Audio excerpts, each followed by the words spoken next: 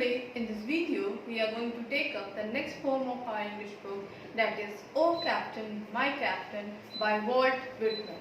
Walt Whitman was an American poet who is famous for his poems.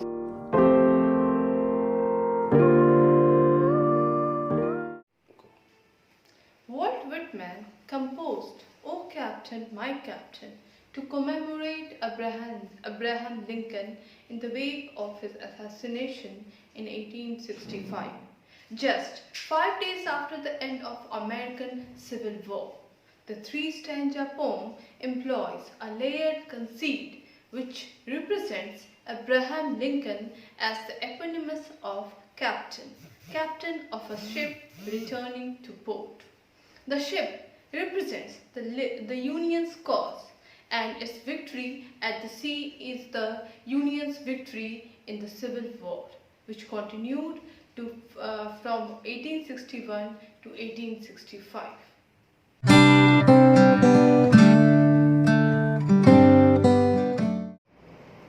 O Captain, my captain, our fearful trip is done, the ship has weathered every rack, the prize we sought is won. The port is near, the bells I hear, the people all exulting, while follow eyes the steady keel, the vessel grim and dreary. But O heart, heart, heart, O the bleeding drops of red, where on the deck my captain lies, fallen cold and dead. O Captain, my captain, rise up and hear the bells, rise up, for you the flag is flung, for you the bugle trills. For you bouquets and ribbon wreaths, for you the shores are crowding. For you they call the swaying mass, their eager faces turning. Dear Captain, dear Father, this arm beneath your head, it is some dream that on the deck you have fallen cold and dead. My captain does not answer, his lips are pale and still. My father does not feel my arm, he has no pulse nor will. The ship is anchored, safe and sound, its voyage closed and done. From fearful trip, the victor ship comes in with object won. Exult, O shores, and ring, O bells, but I, with mournful tread, walk the deck, my captain lies, fallen cold and dead. This is a poem by Walt Whitman.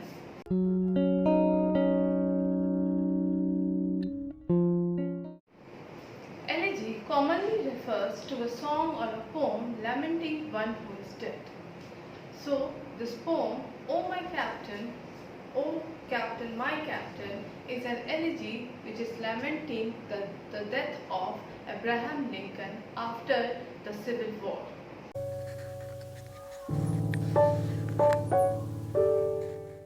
In the first stanza, the speaker, a sailor, salutes his captain.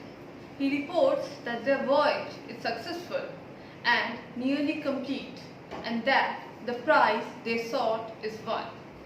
As the ship approaches port, the speaker describes the bells tolling and the celebratory crowds gathering.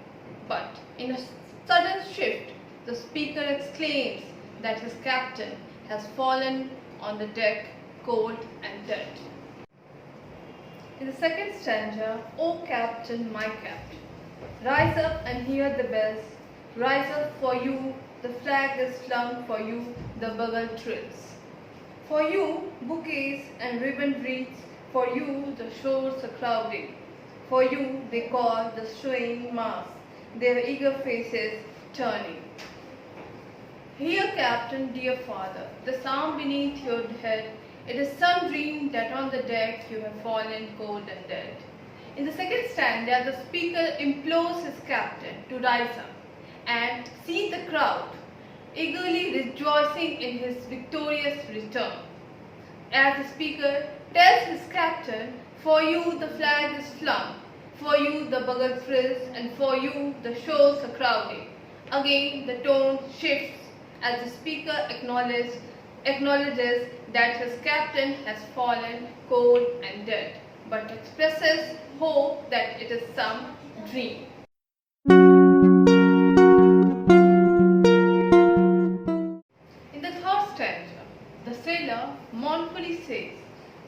captain does not answer. His lips are pale and still. My father does not feel my arm. He has no pulse nor will. The ship is anchored safe and sound, its voyage closed and done. From fearful trip, the victor ship comes in with object won. Exult, O shores, and ring, O bells. But I, with mournful tread, walk the deck, my captain lies, fallen cold and dead. In the third and the last stanza, speaker examines his deceased captain, whose lips are pale and still, and who has no pulse or will. Though the voyage is complete and the ship safely harbored, the speaker is racked and grieved. He calls for the bells to be rung and for the crowds to exult. But he walks with mournful tread. The deck, my captain lies, fallen, cold and dead.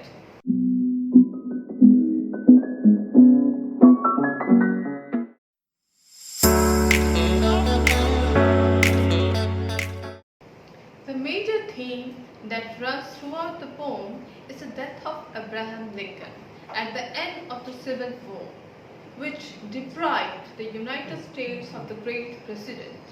Each stanza gives us a clue about the war. Although the fearful trip ends, bell rings, the captain is no more to enjoy the victory.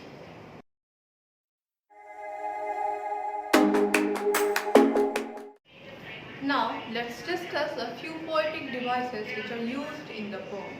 The first poetic device that is used in the poem is metaphor.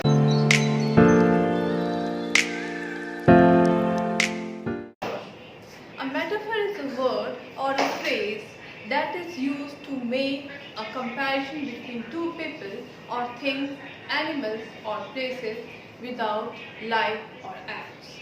In the poem, there are three extended metaphors in the poem. The first extended metaphor is cat, used in the first line that runs throughout the poem. Here, the captain represents Abraham Lincoln, who loses his life in the battle. The second metaphor is voyage, which represents the Civil War. The journey of the voyage is full of tests and trials. But now the ship is nearing the port, represents the timeline of the Civil War. The third metaphor is a ship, represents the United States that has undergone the Civil War. The next poetic device which has been used by Whitman is personification.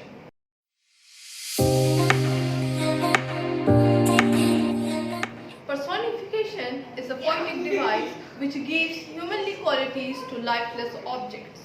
He has personified the warmth of his speaker as a mournful tread, because he cannot live without his captain. He has also personified shores in line 21, where it is stated, "Exult, O shores," as if the shores are humans and they are going to blow trumpets of victory. The next poetic device that has been used in the poem is apostrophe.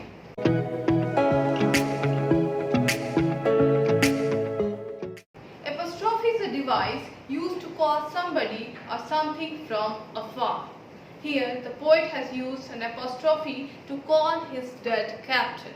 The phrase, "O captain, my captain," expresses love and attachment of the speaker with his captain.